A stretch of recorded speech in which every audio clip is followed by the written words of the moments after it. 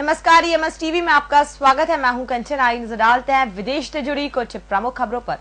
अमेरिकी मीडिया के मुताबिक मैनचेस्टर के अरबपति डोनाल्ड ट्रंप न्यू हैम्पशायर में अमेरिकी राष्ट्रपति चुनाव में रिपब्लिकन पार्टी से उम्मीदवारी हासिल करने की दौड़ के लिए हुई प्राइमरी में जीत गए हैं।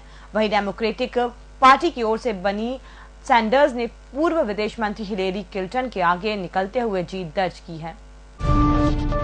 दक्षिण जर्मनी में दो यात्री ट्रेनों के बीच मंगलवार सुबह हुई आमने सामने की टक्कर में कम से कम 10 व्यक्तियों की मौत हो गई, जबकि 150 अन्य घायल हो गए। कुछ घायलों को क्षतिग्रस्त ट्रेन के कोच को काटकर बाहर निकाला गया और नदी पार कराकर चिकित्सा सुविधा मुहैया कराने के लिए एम्बुलेंस तक पहुंचाया गया। पुलिस प्रवक्ता स्टेफन सोनताग ने बताया कि दो क्षेत्रीय ट्रेनें बवारिया प्रांत में बाद एम्बुलेंस के पास एक एकल ट्रैक मार्ग पर दुर्घटनाग्रस्त हो गई। चिली के मध्य क्षेत्र में 6.3 तीव्रता के भूकंप से सैंटियागो की इमारतें हिल गई। बहरहाल भूकंप के कारण जान माल के किसी प्रकार के नुकसान की कोई सूचना नहीं है और अधिकारियों ने देश के लंबे समुद्र तट पर सुनामी आने की आशंका से इनकार किया है।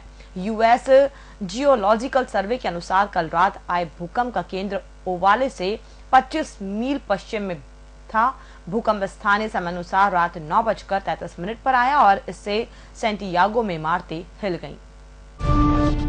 ब्रिटेन के प्रसिद्ध लंदन स्कूल ऑफ इकोनॉमिक्स ने डॉक्टर BR अम्बेडकर की 125वीं जयंती पर अपने मशहूर छात्र और भारतीय संविधान के निर्माता पर अभिलेखीय दस्तावेज जारी किया है। अम्बेडकर 1920 में जब कोलंबिया विश्वविद्यालय में पढ़ाई कर रहे थे तो अर्थशास्त्री एडविन R सेलिगमैन ने लंदन स्कूल ऑफ इकोनॉमिक्स में पढ़ाने वाले प्रोफेसर हर्बर्ट फॉक्सवेल को पत्र लिखकर अम्बेडकर को उनके अध्ययन में मदद करने को कहा था।